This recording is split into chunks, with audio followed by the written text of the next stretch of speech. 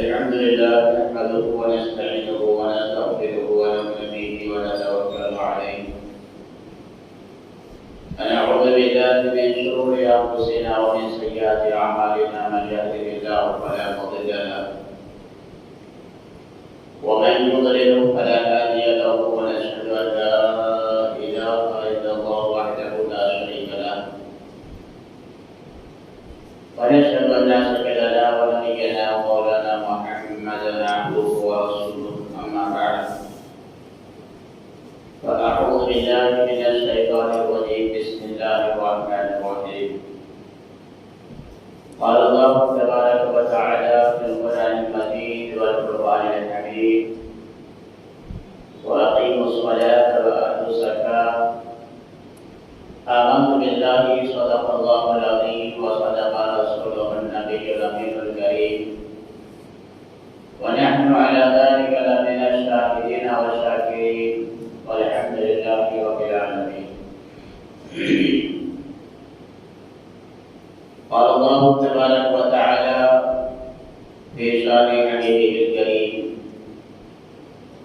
إن الله وملائكته يصلون على النبي يا أيها الذين آمنوا صلوا عليه وسلموا تسليما اللهم صل على سيدنا شفيعنا نبينا كريمنا ونبينا مولانا محمد بن عبد الجود والكرم وآله وصحبه وآله وسلم صلاة وسلام عليك يا رسول الله صلاة وسلام عليك يا حبيب الله صلى الله تعالى عليه وسلم.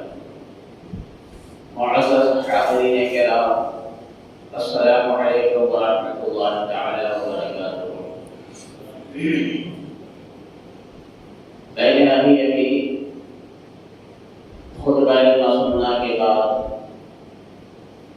قرآن مقدسہ کے چند کلمات گوشے گزار کیا. اللہ سبحانہ و تعالی ارشاد فرمایا وَأَقِیمُوا الصَّلَاةَ وَآتُوا الزَّکَاةَ، اور نماز قائم کرو اور زکوٰۃ دو. آج جو میرا موضوع خطاب ہے وہ زکوٰۃ کے متعلق ہے، چونکہ اکثریت لوگوں میں ایک رجحان پایا جاتا ہے اور یہ ایک معمول بنتا جا رہا ہے کہ ماہ رمضان شریف میں زکوٰۃ ادا کیے جاتے ہیں. تو یہ زکوٰۃ کن لوگوں پر فرض ہے اور وہ کیا کیا چیزیں ہیں جس پر زکوٰۃ واجب ہے، تو کون سے مال ہیں اور کن کن لوگوں پر زکوٰۃ فرض ہے. تو ان تمام پہلو پہ مختصراً گفتگو کرنے کی سعادت حاصل کروں گا. سب سے پہلے ہم یہ دیکھیں کہ اللہ سبحانہ و تعالی قرآن پاک میں ارشاد فرمایا کہ وہ لوگ جو اپنے مال کو جمع کرتے ہیں اور وہ زکوٰۃ نہیں دیتے اور اس کو اللہ کی راہ میں خرچ نہیں کرتے،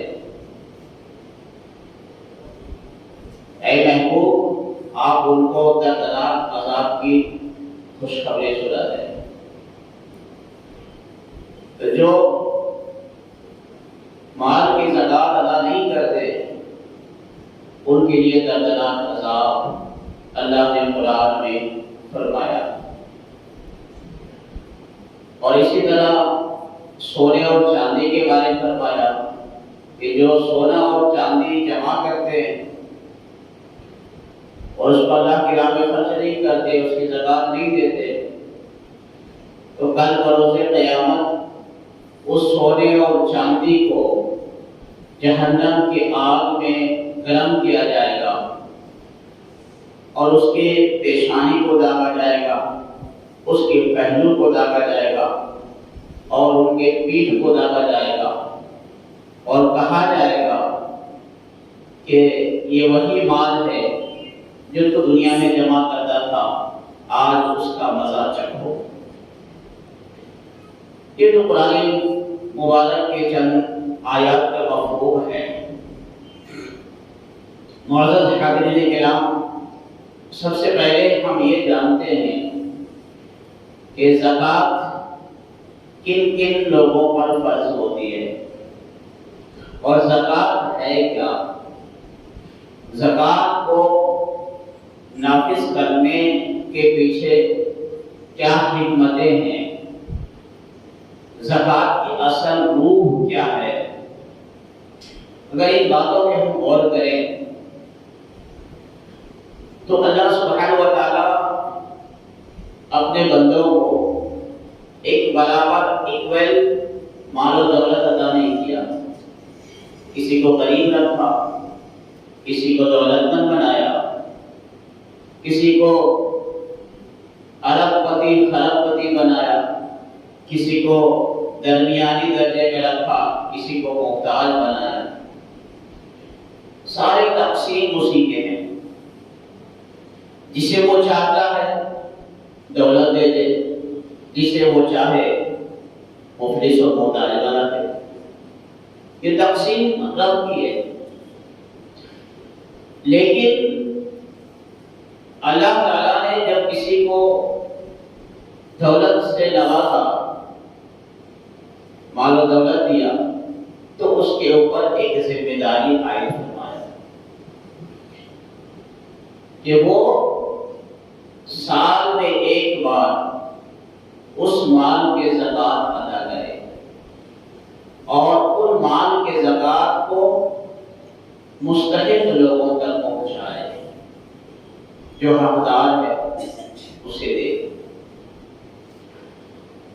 زکوٰۃ جن مالوں پر واجب ہے وہ بیسک کیا ہے؟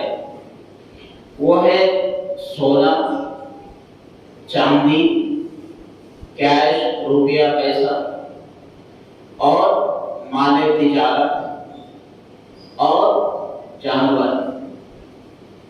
یہ 5 ایسی چیزیں ہیں جس کی وجہ سے زکوٰۃ واجب ہوتی ہے۔ اب دیکھیں سونے کی مقدار شریعت نے کتنا مقرر کیا، چاندی کی مقدار کتنی ہے، اور کیش ہمارے پاس کتنا ہو تو زکوٰۃ واجب ہے، یا مال تجارت ہمارے پاس ہے، یا پھر جانور جیسے بھیڑ، بکریاں، گائے، بیل، بھینس وغیرہ یہ جانور۔ کیونکہ آج کے دور میں بہت کم ایسے مقامات ہیں، کیونکہ بکریوں پہ جو زکوٰۃ ہے وہ اس کے ساتھ ایک شرط ہے، وہ یہ ہے کہ وہ جنگلوں میں بکریاں چلتی ہو، وہ جانور چلتے ہوں اور آزادانہ جانور اپنی زندگی گزارتے ہوں، تو اس میں زکوٰۃ کی کچھ صورتیں ہیں۔ 40 بکروں میں سے ایک بکری زکوٰۃ نکالنا ہے۔ تو چونکہ وہ دور اب بہت مختصر رہا ہوا، ایسا تو اب نہیں ہے، بہت شاغلات کم جگہوں پہ ہے، لیکن وہ سونا، چاندی، کیش، پیسے اور مال تجارت۔ تو یہ ہر اس شخص پر سال میں ایک مرتبہ زکوٰۃ واجب ہے جو بالغ نصاب ہو، صاحب نصاب ہو۔ اور صاحب نصاب کس کو کہتے ہیں؟ مالک نصاب کس کو کہتے ہیں؟ تو جس کے پاس 7.5 تولے سونا ہو یا 52.5 تولے چاندی ہو، یا یہ دو میں سے کسی ایک کے برابر اس کے پاس کیش ہو، پیسے ہو، یا مال تجارت ہو۔ تو یہ مال تجارت اور کیش، یہ دونوں کی مقدار اگر ہم برابر کریں گے تو یا تو 7.5 تولے سونے کے برابر اس کی قیمت مالیت بنتی ہو یا 52.5 تولے چاندی کے برابر۔ اتنا اگر کوئی مالک ہے تو اس کے اوپر 1 سال گزرنے کے بعد زکوٰۃ واجب ہو جاتی ہے۔ مثال کے طور پر اگر کسی کے پاس 7.5 تولے سونا ہے، باقی کچھ بھی نہیں ہے، نہ چاندی ہے، نہ کیش ہے، نہ کوئی مال تجارت ہے۔ مال تجارت کہتے ہیں وہ مال جو بیچنے کے لیے کوئی خریدتا ہے اور بیچتا ہے۔ مثال کے طور پر کوئی پلاٹس لیے، زمین لیا اور وہ یہ نیت کیا کہ ہم ابھی زمین خریدتے ہیں، جب اس کی قیمت بڑھ جائے گی تو ہم اسے بیچ دیں گے، یہ ہو گیا مال تجارت۔ اسی طرح ہم دکان میں جو سامان خرید کر لاتے ہیں، ہماری نیت کیا ہوتی ہے کہ ہم اسے بیچیں گے، تو یہ بیچنا خریدنا، یہ جو بھی مال ہے اس کو مال تجارت کہتے ہیں۔ تو یہ مسئلہ ہم ذہن نشین رکھیں۔ اگر گھر میں باپ ہے، بیٹا ہے، بیٹی ہے، بیوی ہے، شوہر ہے، جو بھی ہے، اگر ان کے پاس ایک کو دیکھیں گے، اگر کسی کے پاس 7.5 تولے سونا ہے یا 52.5 تولے چاندی ہے، یا ان دونوں کی قیمتوں کے برابر، ان دونوں میں سے کسی ایک کی قیمت کے برابر اس کے پاس پیسے ہیں، ڈپوزٹ ہے بینک میں یا فکس ڈپوزٹ ہے یا گھر میں کیش پڑا ہوا ہے یا پھر کاروبار کر رہا ہے، تو 1 رمضان سے لے کر پھر آنے والے 1 رمضان تک اگر وہ اتنا مال خریدا تھا بیچنے کے لیے، مثال کے طور پر 1 لاکھ کا مال خریدا، 1 رمضان 2023 کو خریدا، 1 رمضان 2024 آ گیا، اب اس کے پاس جو 1 لاکھ روپیہ خرید و فروخت کیا تھا، مال خریدا تھا تجارت کرنے کے لیے، بیچنے کے لیے، وہ آنے والے 2024 کی 1 رمضان تک اس کے پاس 1 لاکھ روپے کے مال بھی ہے اور پلس اس میں اضافہ بھی ہو گیا ہے، 2 لاکھ کا ہو گیا۔ تو یہ جو کہ 1 سال تک وہ مال اس کے پاس ہوتا رہا اور جتنا اضافہ ہوا 1 سال کے بعد، تو وہ پورے مکمل رقم کو ایک جگہ جمع کر کے پھر اس پہ 2.5% یعنی 100 سے میں 2.5 روپے، 1000 میں 25 روپے، 1 لاکھ میں 2500 روپے، اسی طرح سے آپ ملٹیپلائی کرتے چلے جائیں۔ 2.5% شریعت نے زکوٰۃ کو واجب کیا ہے۔ تو اسی طرح اگر کسی کے پاس گھر میں 7.5 تولے سونا نہیں ہے، 5 تولے ہے، 4 تولے ہے، اور اس کے پاس چاندی بھی نہیں ہے، کیش بھی نہیں ہے، مال تجارت کا کوئی سامان بھی نہیں ہے، کچھ نہیں ہے، تو اس کے اوپر زکوٰۃ واجب نہیں ہے۔ کیوں نہیں ہے؟ کیونکہ صرف اگر کسی کے پاس سونا ہے، وہ 7.5 تولے سے کم ہے، تو اس کے اوپر زکوٰۃ واجب نہیں ہے۔ اسی طرح کسی کے پاس سونا نہیں ہے، چاندی ہے، 52.5 تولہ چاندی نہیں ہے بلکہ اس کے پاس 50 تولہ ہے، 2.5 تولہ کم ہے، 50 تولہ ہے، اور وہ 1 رمضان کو خریدا 2023 میں، 2024 کے 1 رمضان تک وہ چاندی اس کے پاس ہے اور وہ 50 تولہ ہی ہے، 2.5 تولہ کم ہے نصاب سے، اس کے پاس سونا بھی نہیں ہے، پیسے بھی نہیں ہیں اور کوئی مال تجارت کی بھی اس کے پاس نہیں ہے، تو پھر اس کے اوپر زکوٰۃ واجب نہیں ہے۔ یہ ذہن میں رکھ لیں۔ اب اس کی دوسری نوعیت، اگر کسی کے پاس 7.5 تولے سونا ہے تو سال میں ایک بار 2.5% اس کی قیمت پر، جو مارکیٹ میں قیمت چل رہی ہو جیسے ابھی 65,000 روپے تولہ ہے، تو اگر 7.5 تولہ کسی کے پاس سونا ہے تو وہ 65,000 سے گنا کر لے کہ 7.5 تولے کا کتنا اماؤنٹ بنتا ہے۔ تو جتنا بھی اماؤنٹ ہو 3 لاکھ 4 لاکھ جتنا بھی بنتا ہو تو اس کے اوپر 2.5% زکات نکالنا۔ اور 52 تولے چاندی ہے تو اس کی قیمت نکال لیں۔ 1 تولہ چاندی ابھی قیمت مارکیٹ میں کتنا ہے؟ 700-800 جو بھی ہے، اس کی قیمت کو ایک جگہ جمع کر لیں، کتنا بنتا ہے؟ 40,000 کے آس پاس مثال کے طور پر۔ تو پھر 40,000 روپے کو 2.5%، 100 کو 2.5 روپے، 1000 کو 25 روپے، 1 لاکھ کو 2500 روپے وہ زکات نکالیں گے۔ تو یہ تو مالک نصاب کے اوپر ہو گیا۔ اب کوئی شخص ایسا ہے کہ کسی کے پاس 7.5 تولے سونا نہیں، 1-2 تولے سونا ہے اور 10 تولے چاندی ہے اور 10,000 روپے بینک میں ڈپازٹ ہے یا بینک میں جمع ہے، تو اب اس کی صورت یہ ہوگی کہ وہ 2 تولہ سونے کی قیمت کو بھی جمع کیا جائے گا اور جتنے 10 تولہ چاندی ہے تو اس کی قیمت بھی جمع کی جائے گی اور وہ جو کیش ہے اس کو بھی اکٹھا کیا جائے گا، تینوں کو جمع کیا جائے گا۔ جب تینوں کو جمع کیا جائے گا تو اب دیکھا جائے گا کہ نصاب کے لیے 2 چیزیں شرط ہے، کیا؟ 7.5 تولے سونا یا اس کی برابر، اس کی قیمت کے برابر مال تجارت یا پیسے، یا پھر 52.5 تولے چاندی یا اس کی مقدار، اس کی قیمت کے برابر اماؤنٹ پیسے کیش۔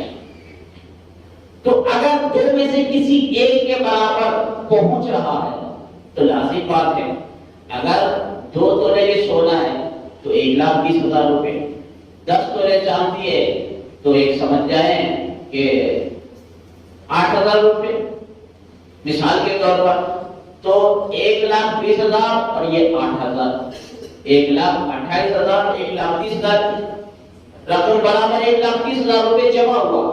سونا کو ملائے، چاندی کو ملائے، 10,000 روپے کیش وہ بھی ملائے تو 1,40,000 روپے میرے پاس ہے اور اس پہ 1 سال ہو گیا ہے میرے پاس رہا، تو اب اس کے اوپر چونکہ چاندی کے نصاب کی مقدار کتنی ہے؟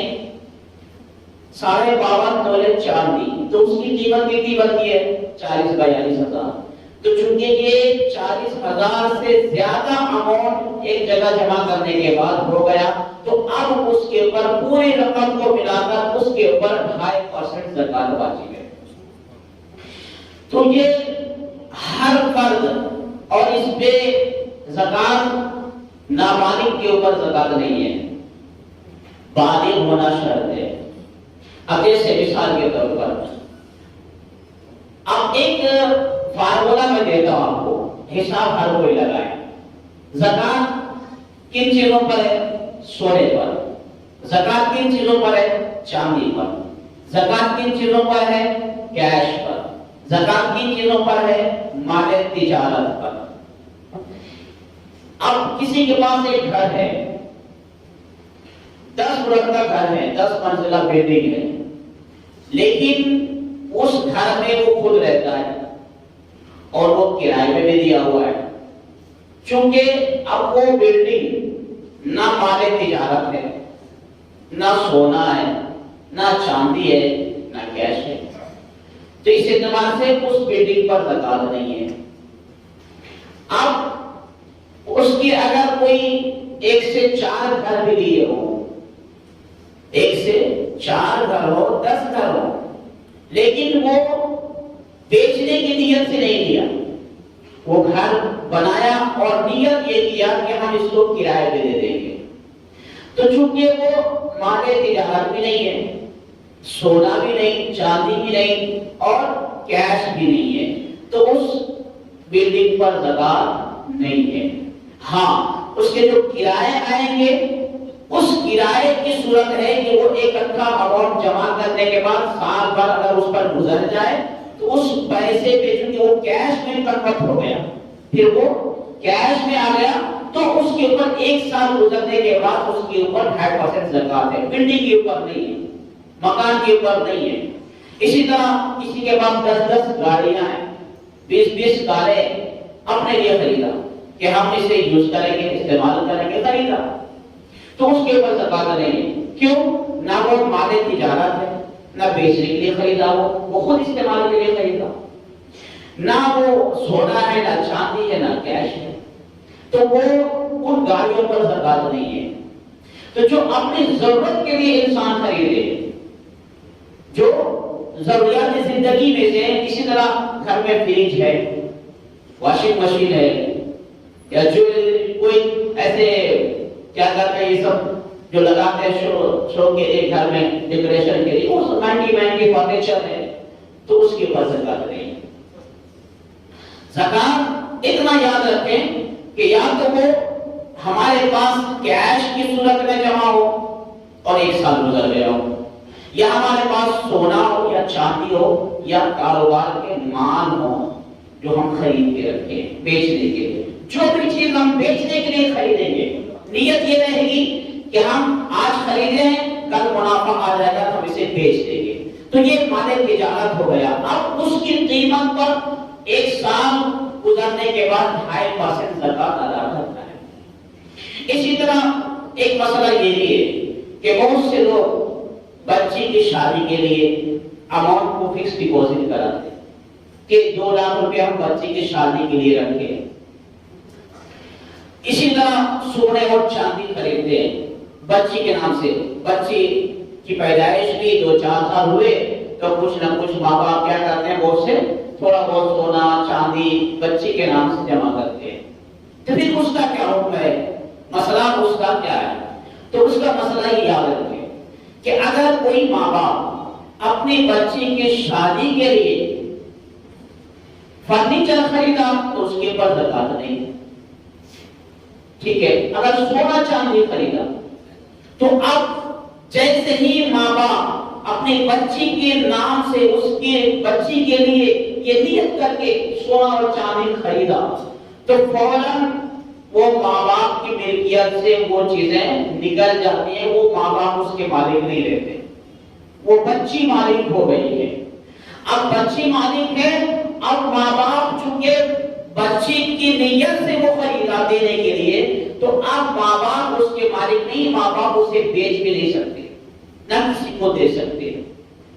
جب تک بچی نابالغ ہے، جب تک بچی نابالغ ہے، اس وقت تک وہ چیزیں سونا چاندی جو بچی کے نام سے جمع کیا گیا خرید کے، اس کے اوپر نہ ماں باپ کے اوپر زکات واجب ہے نہ بچی کے اوپر ہے، وہ ایسے ہی پڑا رہے گا، اس کے اوپر زکات نہیں ہے، اور ماں باپ کا اس پہ حق بھی نہیں ہوگا کہ اسے بیچ سکے یا کسی کو دے سکے۔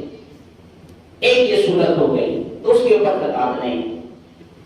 ایک صورت یہ ہے کہ بچی بالغہ ہے، شریعت میں بچی کو بالغ ہونے کے لیے جو عمر کی قائد ہے وہ 9 سال سے لے کر 15 سال تک ہے، یعنی 9 سال کی عمر سے لے کر 15 سال کے بیچ اگر بالغ ہونے کی جو علامتیں ہیں، نشانیاں ہیں، وہ ظاہر ہو جائے تو وہ بالغ کہلائے گی۔ اگر نہیں بھی ظاہر ہو تو پھر 15 سال کے ہونے کے بعد وہ شریعت کے اعتبار سے وہ بچی بالغہ ہے، اور بچے کی عمر 12 سال سے لے کر 15 سال تک، 12 سال کی عمر سے لے کر 15 سال کے بیچ میں اگر آثار بلوغیت ظاہر ہو جائے تو بچہ بالغ کہلائے گا۔ اگر آثار بلوغیت ظاہر نہیں ہوئی، 15 سال عمر ہو گیا تو بچہ شرعی اعتبار سے بالغ کہلائے گا۔ تو اگر بچی بالغہ ہے اور اس کے نام سے کوئی ماں باپ سونا اور چاندی خریدا اور کہا کہ ہم یہ بچی کے جہیز میں دینے کے لیے، بچی کو دینے کے لیے ہم پیسے آئے تو خرید کے ابھی رکھ لیتے ہیں، رکھ لیے، تو یہ یاد رکھیں اب چونکہ بچی بالغہ ہے تو اب یہ حکم ہوگا، شریعت کا یہ حکم ہے کہ اگر ماں باپ اپنے قبضے میں سونے اور چاندی کو رکھا ہے، ٹھیک ہے، اپنے ذمے میں رکھا ہے، بچی کے ہینڈ اوور نہیں کیا، بچی کو مالک نہیں بنایا، بچی کو نہیں دیا، اپنے پاس رکھا، تو اب 1 سال گزرنے کے بعد ماں باپ کے اوپر اس سونے اور چاندی کی زکات واجب ہے، وہ ادا کریں گے۔ اگر ماں باپ خرید کے لایا، بچی بالغہ ہے اور وہ ماں باپ سونے اور چاندی بچی کے حوالے کر دے کہ یہ تمہارے لیے میں خرید کے لایا ہوں، یہ تم رکھو، حفاظت سے سنبھال کے رکھو، یہ تمہارا ہے، تو اب وہ بچی کے اوپر زکات واجب ہوگی، کیونکہ اب وہ اس کی مالک ہے۔ تو اب 1 سال وہ سونے اور چاندی پہ گزر جائے تو بچی کے اوپر واجب ہے کہ وہ نصاب کو پہنچی ہوئی ہے اور وہ سال میں ایک بار وہ پرسنٹیج نکال دے، زکات ادا کرے۔ یہ مسئلہ کلیئر ہو گیا۔ اب اسی طرح سے کوئی پلاٹ کوئی خریدا، اس نے یہ نیت کیا کہ ہم قیمت میں جب اضافہ ہو جائے گا تو ہم اسے بیچ دیں گے، یہ کہتے ہیں مال تجارت۔ تو اب 1 سال تک پلاٹ اس کے پاس رہا تو اس کی قیمت پر 2.5% اس کے اوپر زکات اس کو نکالنا ہوگا۔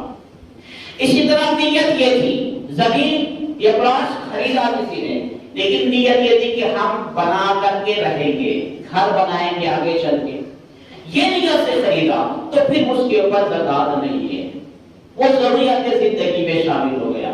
اسی طرح تیسری صورت بنتی ہے کہ اگر کوئی شخص پلاٹ خریدا، نیت یہ ہے کہ ہم گھر بنا کے بھی رہیں گے، یہ نیت یہ ہے کہ زیادہ قیمت اگر آ جائے تو ہم اس زمین کو بیچ بھی دیں گے۔ 2 نیت اگر ہے خریدنے کے وقت میں، 2 نیت ہے، ایک یہ کہ ہم گھر بھی بنا کے رکھ سکتے ہیں، ایک یہ کہ ہم قیمت زیادہ آنے پر فروخت کر دیں گے، بیچ دیں گے۔ تو شرعی حکم یہ ہے کہ چونکہ وہ ایک نیت نہیں پائی جا رہی ہے تو شریعت یہ کہتی ہے کہ اس کے اوپر زکات نہیں ہے، اس کے اوپر زکات نہیں ہے۔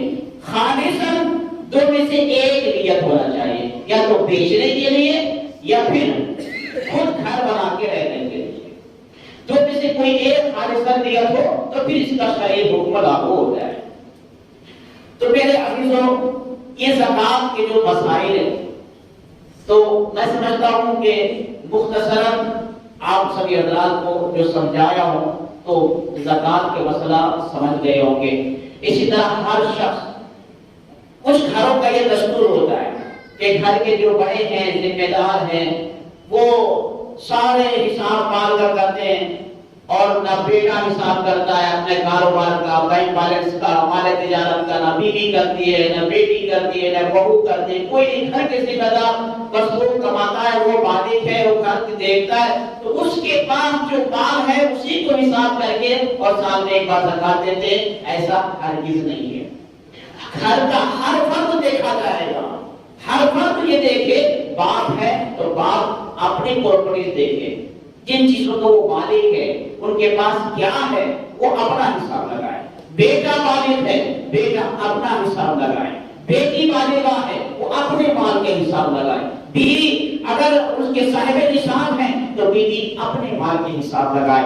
گھر میں جتنے بالغ ہیں، جتنے بھی بالغ ہیں، وہ سب اپنے اپنے طور پر حساب کریں کہ میرے پاس کیا کیا چیزیں ہیں، میرے پاس پیسے کتنے ہیں، میرے پاس سونے چاندی کتنے ہیں، میرے پاس کاروبار کرے تو وہ تجارت کے سامان کی اماؤنٹ کتنا بن رہا ہے، وہ کتنا ہمارے پاس ہے، بینک بیلنس کتنا ہمارے پاس ہے، فکس ڈپازٹ کتنا ہمارے پاس ہے، یہ سارا کا سارا ہر فرد اپنے اپنے طور سے یہ محاسبہ کرے، اور جس کے اوپر بھی سونے چاندی 2 میں سے کسی ایک کے نصاب تک اماؤنٹ پہنچ رہا ہو تو ہر فرد کے اوپر، چونکہ وہ مالک کے نصاب ہو جائے گا، اور ہر شخص کے اوپر، گھر میں 10 ہے تو 10 کے اوپر بھی اگر نصاب کے مالک بن رہا ہے، 40,000 کا وہ مالک بن رہا ہے تو اس کے اوپر زکات واجب ہے۔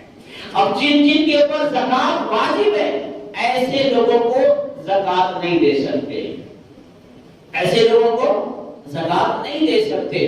بعض خواتین ایسی ہوتی ہیں ان کے پاس 2-3 تولے سونا بھی ہوتا ہے، 20-25 تولے چاندی بھی ہوتا ہے، کچھ پیسے بھی ہوتے ہیں اور وہ زکات فطرہ وغیرہ مطالبہ کرتے ہیں، تو دینے والا چونکہ وہ خود اگر ایک تولہ ہی سونا ہے، ایک 10 تولے چاندی ہے، تو ہم دونوں کی قیمت ملائیں گے تو 70,000 روپے بن رہا ہے۔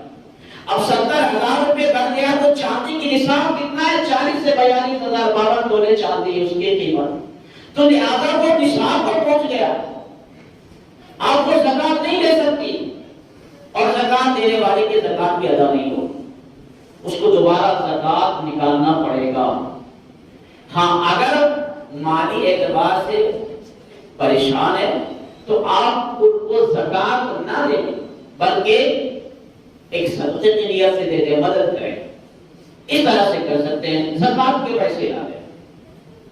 تو ان مسائل کا خیال رکھنا، چونکہ یہ ماہ رمضان شریف میں عموماً ایسا ہوتا ہے کہ ہر کوئی، کیونکہ اس میں ایک نیکی 70 کے برابر اللہ تعالیٰ نے قرآن میں ایک مثال دیا اور فرمایا کہ اللہ کی راہ میں جو تم خرچ کرتے ہو اس کی مثال اس طرح ہے جس طرح تم نے ایک دانہ کو زمین میں بویا، اس ایک دانے میں سے 7 بالیاں نکلی اور ایک ایک بالیوں میں 100 دانے ہیں، تو گویا تم نے ایک دانہ خرچ کیا کی رضا کے لیے اللہ کی راہ میں، تو اس کو 7 سے لے کے 700 گنا تک نیکیاں اللہ دنیا کا بتاتا ہے۔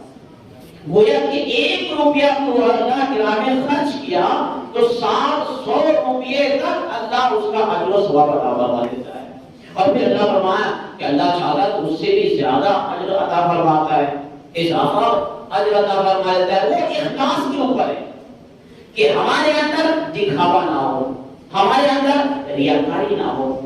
اور ایک آج کے دور میں ایک عجیب سا معاملہ چل رہا ہے کہ اگر کسی غریب کو کوئی مدد کر رہا ہے تو ویڈیو نکال رہا ہے، فوٹو نکال رہا ہے، دیتے ہوئے شیئر کر رہا ہے، تو گویا کہ ہم اس کو ذلیل کر رہے ہیں، رسوا کر رہے ہیں۔ وہ محتاج ہے، وہ غریب ہے، اسی لیے آپ اس کے مذاق اڑا رہے ہیں۔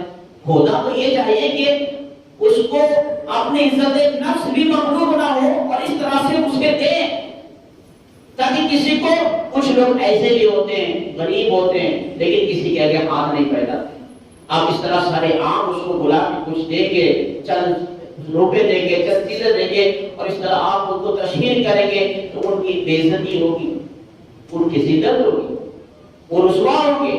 غریب ہونا وہ کہیں خدا نہ خواستہ ایسا سمجھ جائے کہ غریب ہونا وہ والے جان ہے ہمارے لیے، کہیں شکوہ نہ کر بیٹھے رب کی بارگاہ میں۔ عزت نفس کا خیال ہم سب کو رکھنا چاہیے۔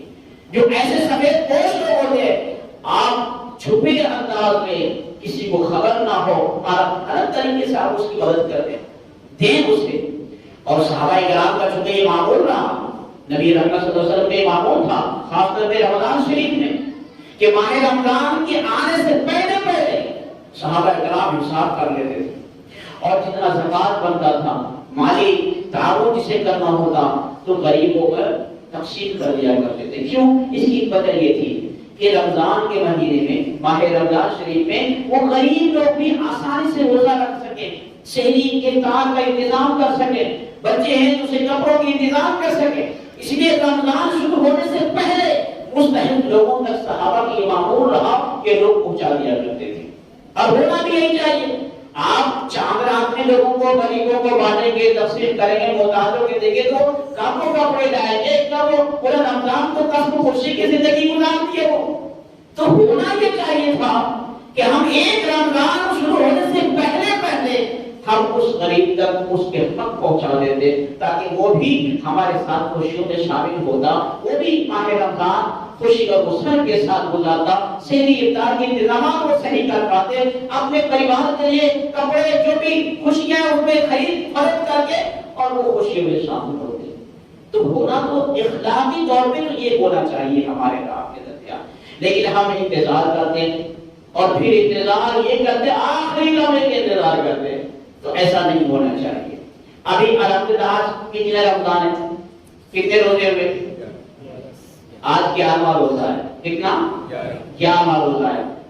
ابھی بھی ان غریبوں کا خیال رکھنے کا ہمارے پاس بہترین موقع ہے۔ جستجو کریں تلاش کریں، دیکھیں، اور سب سے پہلے اپنے اپنے خاندان کے لوگوں کو دیکھیں، اپنے بھائی کو دیکھیں، بھتیجوں کو دیکھیں، بہنوں کو دیکھیں، بیٹیوں کو دیکھیں۔ لیکن ایک بات یہ بھی ذہن رکھ لیں کہ زکات کن کو دینا ہے، کن کو نہیں دینا ہے۔ ہر ایک کو زکات نہیں دے سکتے۔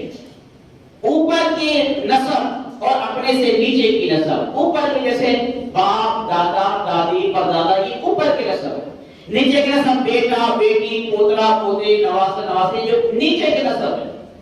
تو اپنے سلبی جو نسب ہے اس کو بیوی، شوہر، شوہر بیوی، اس کو زکات دے سکتے ہیں۔ ہاں، صدقے کے بعد دے سکتے، صدقے کے لیے سے دے، تعاون کریں، مدد کریں، اور جو سید ہے اسے بھی زکات کی رقم نہیں دے سکتے۔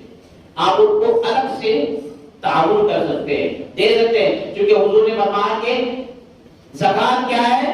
مال کی میل ہے، مال کے میل ہے، اور میرے آقا نے فرمایا کہ مال کی میل سیدوں کو حرام ہے، سید نہیں کھا سکتے، نہیں لے سکتے، کیونکہ نبی کے آل میں سے، نبی کی اولاد میں سے جو ہے، نبی کی نسل میں سے ہیں، اسے سید کہتے ہیں، انہیں اسے آل رسول کہتے ہیں۔ تو وہ نہ دے سکتے نہ اسے کوئی دے، وہ الگ بطور احسان و ثواب اپنے لیے، باعث اجر کے لیے آپ انہیں الگ سے رقم دیں، ان کی مدد کریں۔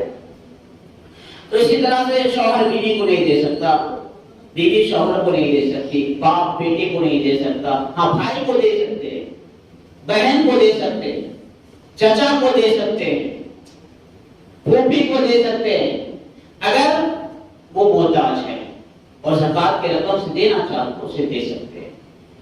تو امید کرتا ہوں کہ مختصر وقت میں جتنا ممکن ہو سکا میں آپ کو زکات کے مسائل اور اس کے احکام سمجھانے کی کوشش کیا، سمجھ میں بات آ رہی ہوگی۔ اگر مزید کسی کو کچھ شک و شبہ ہو تو بعد میں علماء سے رجوع ہو جائے اور ان سے پوچھیں، مسائل پوچھیں، جانیں، اور تاکہ ہر شخص بری ذمہ ہو۔ اور چونکہ اللہ رب العزت زکات نہ دینے والوں سے سخت ناراض ہوتا ہے۔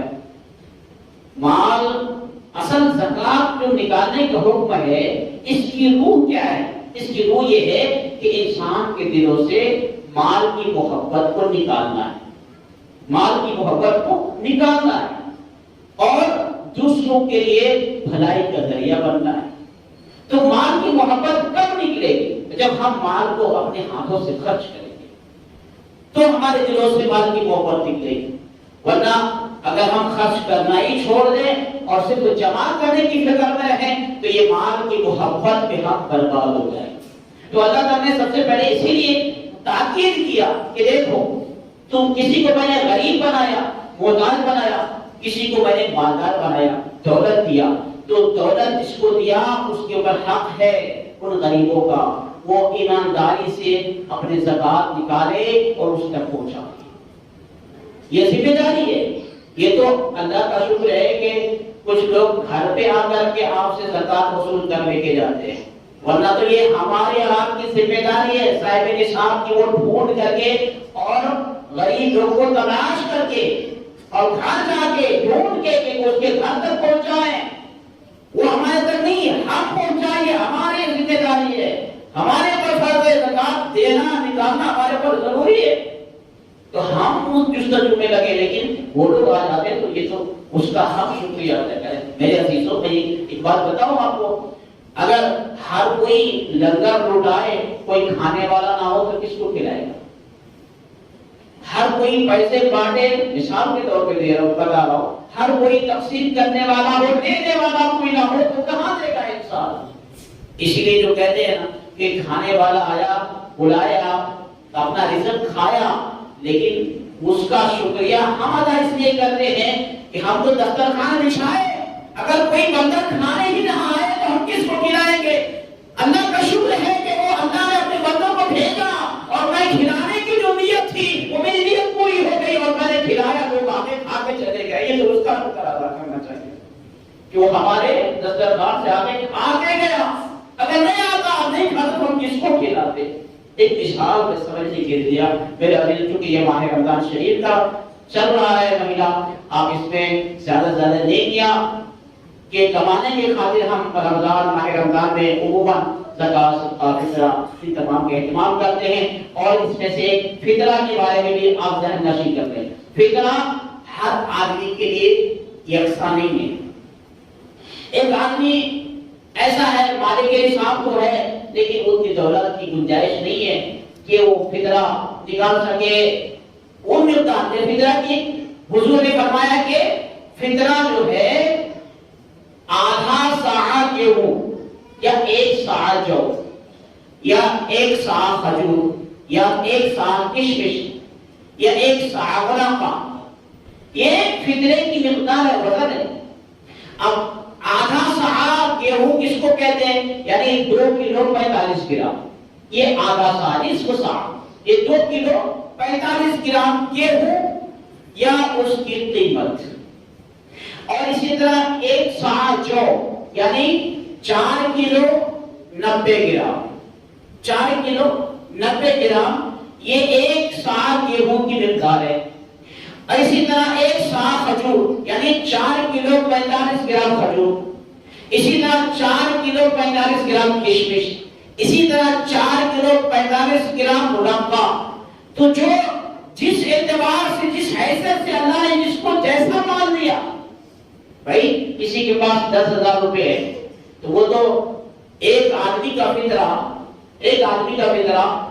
4 کلو کشمش کے برابر تو نہیں دے پائے گا، 4 کلو منافع کے برابر تو نہیں دے پائے گا، 4 کلو کھجور کے برابر تو نہیں دے پائے گا۔ وہی 1 لاکھ روپے کسی کے پاس ہے، 10 لاکھ کا مالک ہے، 1 کروڑ کا مالک ہے، تو وہ اپنے اعتبار سے آدھا صدقہ فطرہ نکالے۔ ایسا نہیں کہ بس 2 کلو 45 گرام 160 120 روپے، 125 روپے ایک آدمی کا فطرہ، عامر صاحب 125 روپے ایک آدمی میں چلیے دے دیجیے، بڑی آسانی سے آپ نکالتے چکے، ان کو معمولی صدقہ لگتا ہے تو وہ اپنے اعتبار سے نکالے، اپنے معیار کے اعتبار سے صدقہ نکالے، فطرہ نکالے، صدقہ فطر اپنی حیثیت کے مطابق نکالے۔ ایسا نہیں کہ آسانیاں تلاش کرے خرچ کرنے۔ بخیل اللہ کو بہت ناپسند ہے، اور حضور نے فرمایا کہ بخیل جنت میں نہیں جائے گا، جنت کی خوشبو تک نہیں پائے گا۔ میرے عزیزو، چونکہ وقت بھی زیادہ ہو گیا، یہ مسئلے مسائل لیکن ضروری تھا، اس لیے میں نے ایک آپ کا 10 منٹ اور زیادہ لے لیا کہ بہت ضروری تھا، ضروری باتیں تھیں۔ ان مسائل کو سمجھیں، پوچھیں، معلومات کریں تاکہ مستحق کو اس کے حق وقت پہ مل سکے۔